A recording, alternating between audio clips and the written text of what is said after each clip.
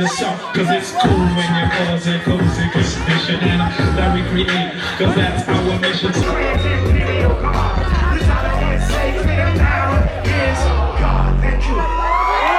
Today, I am super excited to conduct this interview.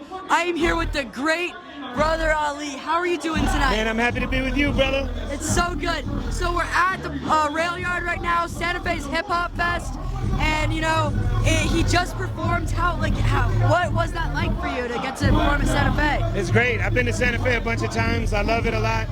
I especially love it like when you go to a place and the native people come. Yeah. Like that's always, Natives that's are how like, you know you're doing something right. Exactly.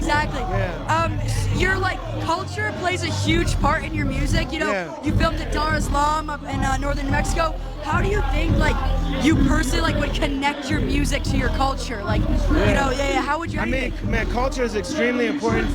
Culture is what the language of humanity that reminds us of who we are. For sure, and man. why we live and what it means to be us. For sure. And it's so important, and it's one of the things that, you know, people that just are all about power and greed, they want to get rid of culture. Yes. And they want to own it and they want to commodify it. And so every time that we practice culture, you know, as Muslims, it's like maybe we make a mistake here or there in practicing our culture, and we want to improve, but we never stop practicing our culture. Absolutely, man. Never stop. Absolutely. And one thing I love about your music is it's rebellious. It has that like fighting spirit, but it's not like the classic like NWA like punch.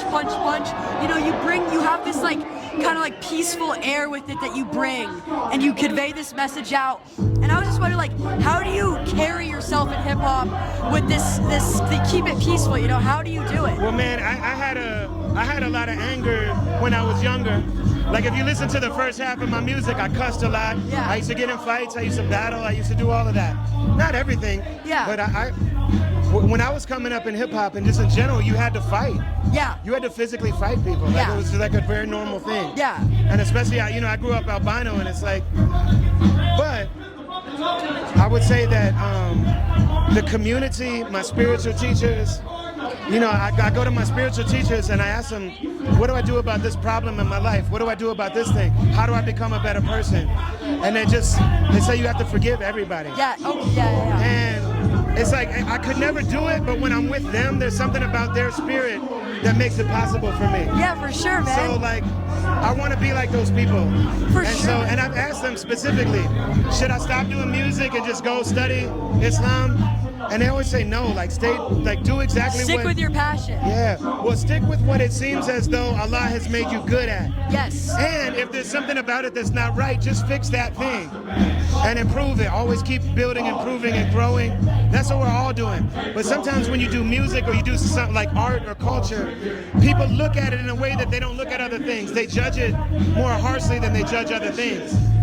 Like if somebody opens a grocery store, maybe they find out that the cookies in their grocery store have pork in them. It's like, don't shut your grocery store, just change the cookies. Yeah, for sure. You know what I mean? So that's the way that I always keep going, is like the love and support from our elders. Absolutely, man. You know, your song Forrest Whitaker, it's all about like finding self-love, and I was wondering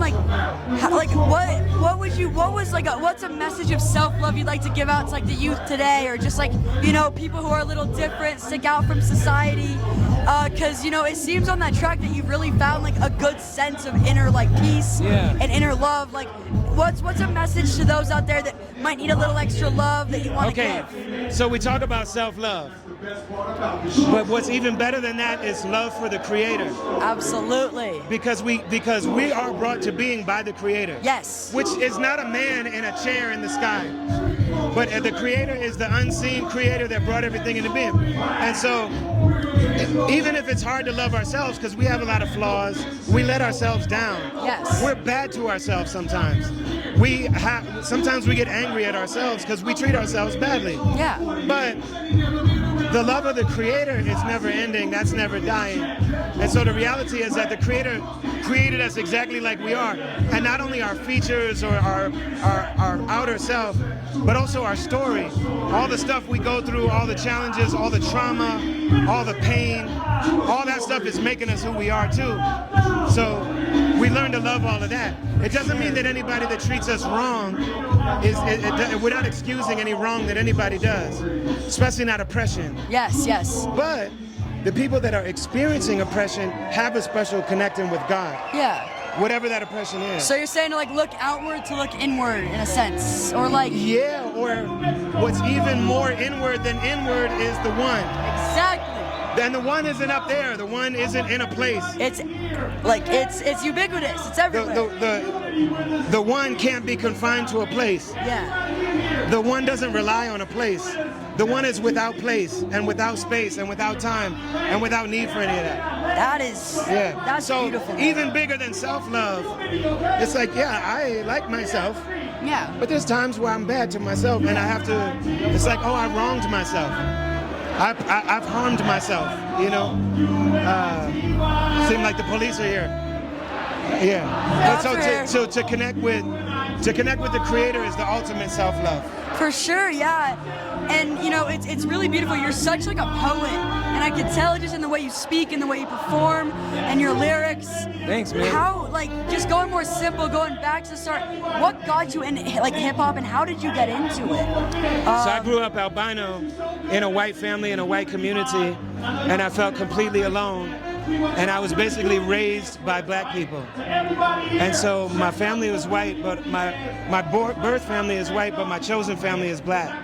So I got to live with black people, and I saw the way that the rest of the world just lied about them. Yeah. Or didn't appreciate the fullness of humanity. And so when I found out about, when I started hearing hip hop, I already was being loved and raised by black people, and I felt like, oh, this is, finally the world is going to be able to get to know what I've experienced. Yeah. And so I've been in hip hop since I was 7 years old. Wow, that's amazing, man. And it stuck with you, and it's such, you know, I don't want to like talk to you, but it seems like it's really your passion, of course. I mean, it's the language. It's the language that I use it's the culture that I was raised in. What would you say like were your like biggest hip hop influences? Because you know, hip hop is all about like kind of growing and changing and getting inspired and ripping off of. So like, what would you say like what creators really just like tried you? Man, so KRS-One. KRS-One's great. Rakim. Ooh. Public Enemy.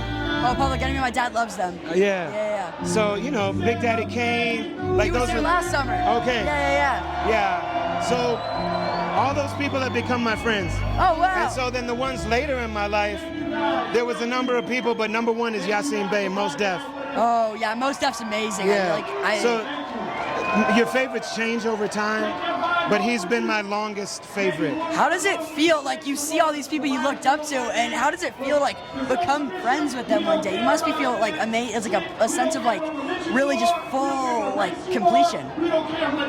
How does it feel? You know, like. I mean, it just feels like a confirmation of what I believed. Yeah. Like I believe that, you know, when you see something and you feel connected with it, it's because the Creator connected you. And so when you meet those people and it's real, it's from the Creator, it's from Allah, it's from, For sure, man. Well, do you have any parting words for the viewers about like anything? No. Okay, man. Well, No. it was so But man, nice appreciate meeting you, brother. It's good meeting you, good I talking hope to you. See you again one day in the future. Absolutely. And wonderful show. You're an amazing man. Thank you, so brother. much for your Thank you, time. brother. You have a It's good an one. honor, man.